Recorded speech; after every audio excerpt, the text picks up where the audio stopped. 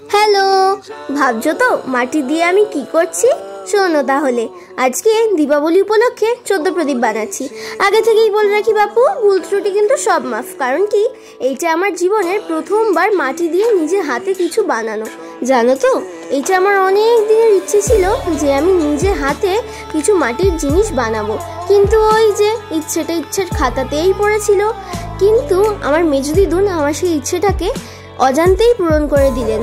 পুরো প্রসেসটা কিরকমভাবে কি বানাবো, কিরমভাবে কি করবো, কিরমভাবে মাটিটাকে প্রসেস করব, সব কিছুই আজকে তার দেখে শেখা। আসলে কি বলতো, এর আগে আমি জানতাম না যে মেজো দিদুন মাটি দিয়ে প্রদীপ বানান। তাহলে হয়তো আজকের আগেই আমরা শিখে যেতাম কিরমভাবে প্রদীপ বানাতে হয়। আর এর আগের ভিডিওটাতে আমি তোমাদের সাথে শেয়ার করেছিলাম মেজো দিদুন কিরকমভাবে প্রদীপগুলোকে বানিয়েছিল, কি মাটি ইউজ করেছিল, মাটিটাকে কিরকমভাবে প্রসেস করেছিল এগুলো। কিন্তু এই ভিডিওটাতে আমি তোমাদের সাথে শেয়ার করছি আমি কিরকমভাবে বানিয়েছিলাম মাটির প্রদীপগুলো আর কিরকম দেখতে হয়েছিল এইগুলো। তোমরা কিন্তু জানিও কেমন হয়েছে। আর এই দেখো, গল্প করতে করতে আমার জীবনের প্রথম মাটি দিয়ে বানানো প্রদীপ তৈরি করে ফেলেছি। তোমরা কিন্তু প্লিজ আমাকে জানিও কেমন দেখতে লাগছে। দোকানে তো প্রদীপ কিনতে পাওয়াই যায়, কিন্তু একবার ভেবে দেখো তো, নিজের হাতের বানানো প্রদীপ যখন পুরো বাড়িকে আলোকিত করে তুলবে তখন কতটাই না আনন্দ হবে। এখন আমি দ্বিতীয় প্রদীপটা বানাচ্ছি। আর নিচে দেখো, আমার প্রথম প্রদীপের পাশে যেই দুটো প্রদীপ দেখছো সেইটা আমার মেজো দিদুন বানিয়েছিল। আমি একা যে 14টা প্রদীপ বানিয়েছি তা কিন্তু নয়, এখানে আমার বোনু এবং মেজো দিদুনও বানিয়েছিল। তার মধ্যে আমি 6টা বানিয়েছি।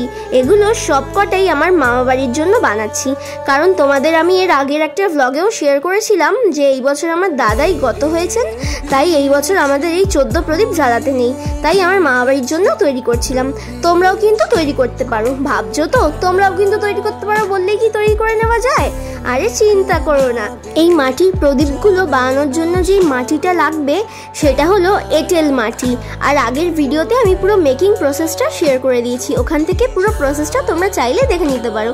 আর বলতেই হয়, মেজো দিদুন এত স্ট্রং, সে জানো এই মাটিগুলো কোথা থেকে নিয়ে এসছে? সেই হাওড়ার ধুলাগড় পাঁচলা থেকে। সেখানে যে আমার সেজো দিদুনের বাড়ির বড় বাগান, সেখান থেকেই বয়ে এনেছে। শুধু কি মাটি, কত ফুলের গাছও এনেছে। আসলে কি বলতো, মেজো দিদুনের হাতে অনেক সুন্দর ফুল গাছ হয়। গাছের প্রসঙ্গে একজনের কথা না বললেই নয়, সেটা হলো আমার দাদাই। আমার দাদাইয়ের হাতেও জানো গাছ খুব ভালো হতো। সে যেরকম করেই গাছ বসাতো না কেন, গাছ ঠিক বাড়তো আর খুব যত্ন নিত গাছের। আর আজকের ভিডিওতে শুধু আমি প্রদীপটা তৈরি করাটাই দেখাবো, আর কিরকমভাবে এটা পেইন্ট করব আর ডেকোরেট করব সেটা আমি একটা পরের ভিডিওতে দেখাবো। আর এই দেখো, এত গল্প শেয়ার করতে করতে আমার তৃতীয় প্রদীপটাও তৈরি হয়ে গেছে।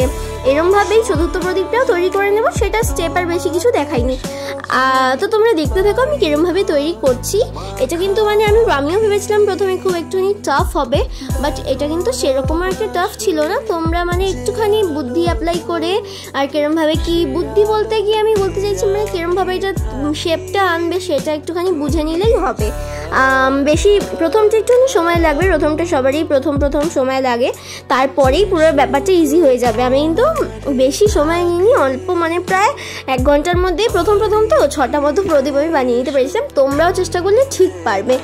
আর এখানে দেখো, আমাদের 3 জনের বানানো প্রদীপগুলো রাখা আছে। আর জানো, 14টার বেশি প্রদীপ হয়ে গেছে। এগুলোকে এখন রোদে দিতে হবে, তাই জন্য এগুলোকে রোদে দিয়ে দিলাম।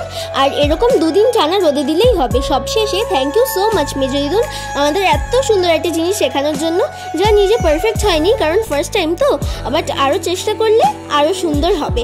আর চেষ্টা করলে কি না হয় বলো?